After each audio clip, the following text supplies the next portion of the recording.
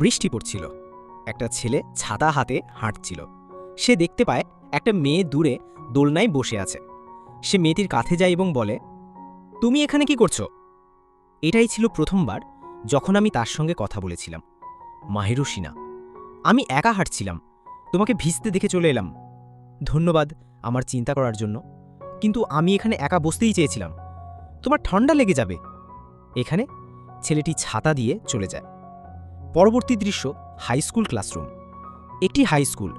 ছেলেটি অর্থাৎ আমানে ফুজিমিয়া ঠান্ডা লেগে অসুস্থ হয়ে পড়েছে।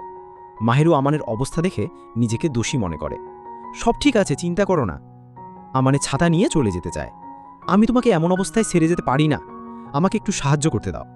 সে আমানের দরজা খোলে, ঘরের অবস্থা দেখে বলে, আমি একটু বাইরে যাচ্ছি, তুমি ততক্ষণে জামাকাপড় বদলে নাও।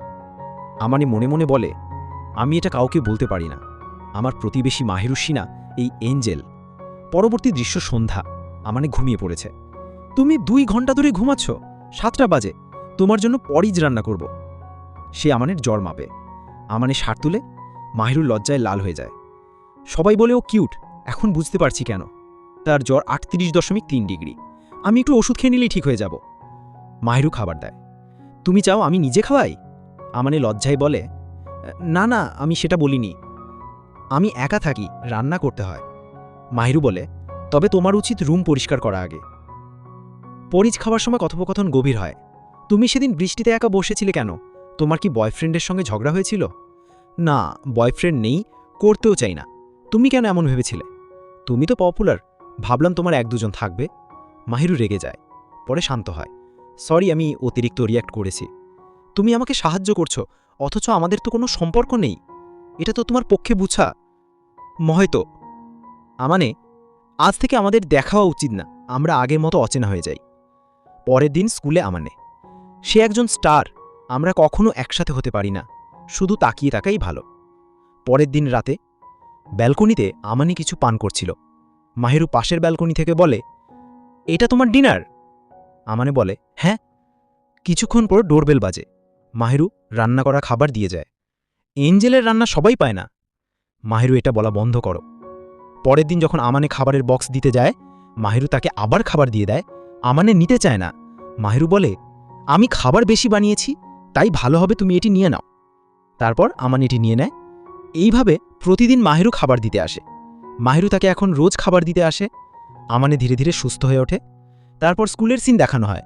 আমানে তার বন্ধুকে জিজ্ঞেস করে, আমাকে কি আনহেলদি মনে হয়? ও বলে, হ্যাঁ, তোমাকে অনেক দুর্বল মনে হয় এবং অনেক আনহেলদি, কিন্তু আজকাল তুমি অনেক ভালো দেখাচ্ছ। তুমি কি তোমার ডায়েট চেঞ্জ করে ফেলেছ? আমানে বলে, আমাকে ফোর্স করা হয়েছে আমার ডায়েট চেঞ্জ করার জন্য।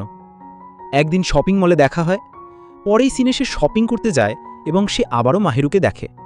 আমি তোমার পেছনে আসিনি, যদি তুমি এটা ভাবো। মাহিরু বলে, আমি জানি, এটাই তো নিকটতম বাজার, তো আর কোথায় যাবে তুমি? আমানে তাকে সেলের জিনিসপত্র কিনতে দেখে বলে, আমি বুঝতে পারিনি যে তুমিও আমার মতোই হবে। আর বলে, আমি আমার পরিবারের ওপর ডিপেন্ড, তাদের টাকা দিয়ে চলতে হয়। আর মাহিরুরেরও একই অবস্থা। তারপরও মাহিরুর ব্যাগ উঠিয়ে নিয়ে যেতে শুরু করে। মাহিরু তাকে মানা করে, কিন্তু সে তারপরও নিয়ে যায়। মাহিরু তার ঘরে আসে। আর এরপর মাহিরু আমানের ঘরে আসে তার কন্টেনার নিতে, কিন্তু আমানের অবস্থা ভালো ছিল না, কারণ সে তার রুম পরিষ্কার করার চেষ্টা করছিল।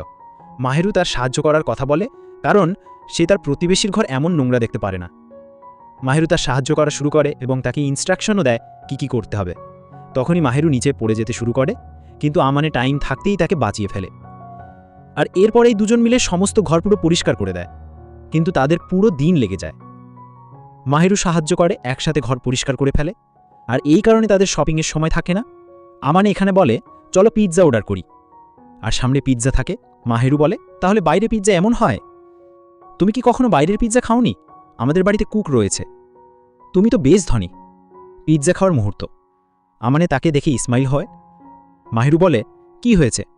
আমানে বলে, তোমার এই রিল্যাক্সড রূপটা অনেক ভালো লাগে, স্কুলের রূপের চেয়ে ভালো। তুমি আমাকে নার্ভাস করে দাও। তোমার কি মনে হয় আমার স্কুলের আচরণ ভালো না? হ্যাঁ, একদমই ভালো না। তোমার কি কষ্ট হয় না ওইভাবে থাকতে? মাহিরু বলে, আমি অমনিই করি ছোটোর থেকে। আমানে বলে, এটা কি ভালো না এক জায়গায় থাকা যেখানে তুমি রিল্যাক্স করতে পারো?